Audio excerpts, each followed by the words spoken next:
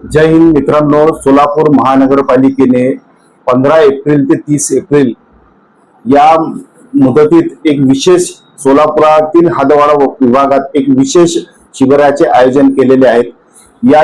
हा शिबिर काय कशा प्रकारचे आहे याची संपूर्ण माहिती घेण्यासाठी हा व्हिडिओ बनवला जात आहे।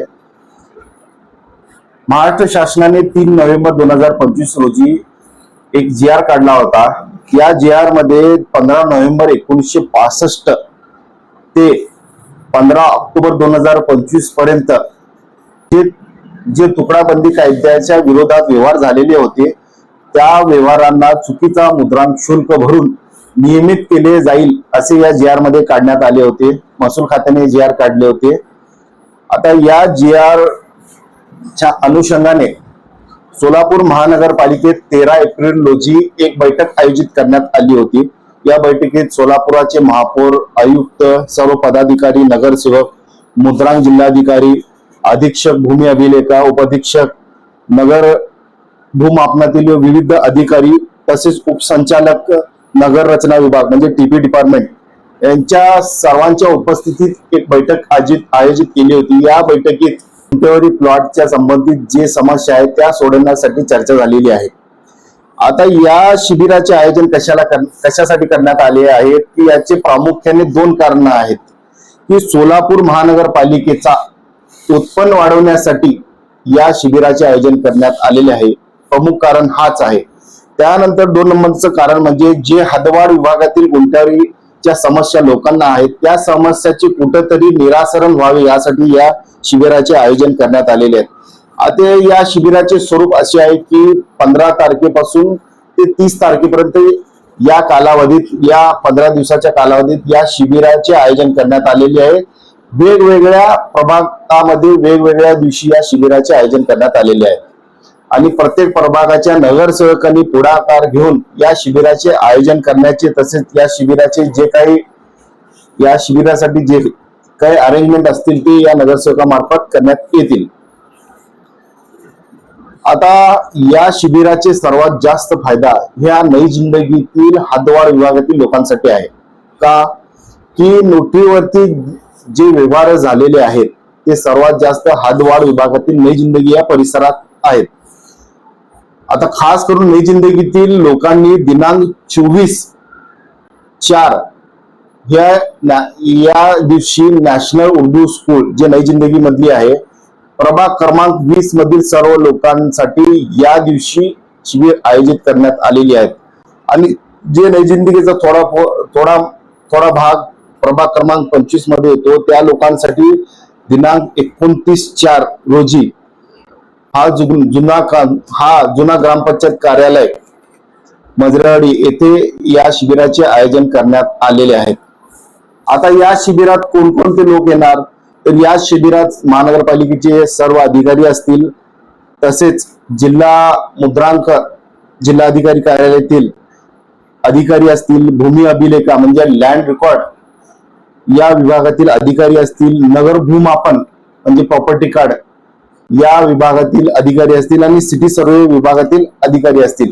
या शिबिरात प्रामुख्याने 2 समस्या लोकांचे सोडवण्यात येईल।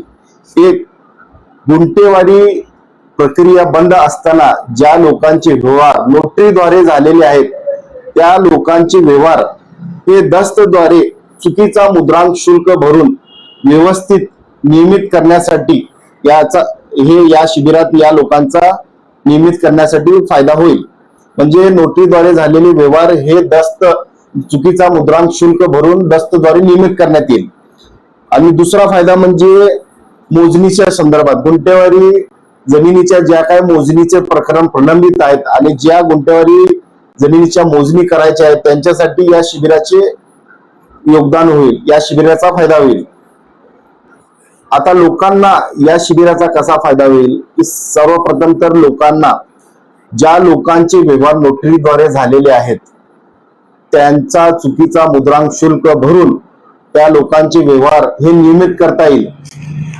आता हे कोण लोक आहेत ज्यांच्या नोटरीवरचे व्यवहार सुरळीत किंवा नियमित होतील तर अशी व्यक्ती लक्षात ठेवा आणि लक्षपूर्वक ऐका की ज्या व्यक्तीने त्यांचा व्यवहार नोटरीद्वारे केलेला आहे, ज्यांच्याकडून घेतलेला आहे. म्हणजे घेणारे व्यक्ती हे ज्या व्यक्तीकडून म्हणजे देणाऱ्या व्यक्तीकडून घेतलेले आहेत, तो मूळ मालक असेल जमिनीचा आणि त्या मूळ मालकाचा 7/12 असेल आणि किंवा 7/12वरती नाव असेल, त्या व्यक्तीकडून जर या व्यक्तीने घेणाऱ्या व्यक्तीने नोटरीद्वारे व्यवहार केलेला असेल, तर त्या मूळ मालकाच्या प्रतिज्ञापत्राद्वारे म्हणजे त्या मूळ मालकाला एक प्रतिज्ञापत्र सादर करण्यात येईल. त्या प्रतिज्ञापत्र आणि याच्या सर्व डॉक्युमेंटच्या आधारावरती चुकीचा मुद्रांक शुल्क भरून त्याचा व्यवहार दस्तद्वारे नियमित केला जाईल JDI डिपार्टमेंटमध्ये.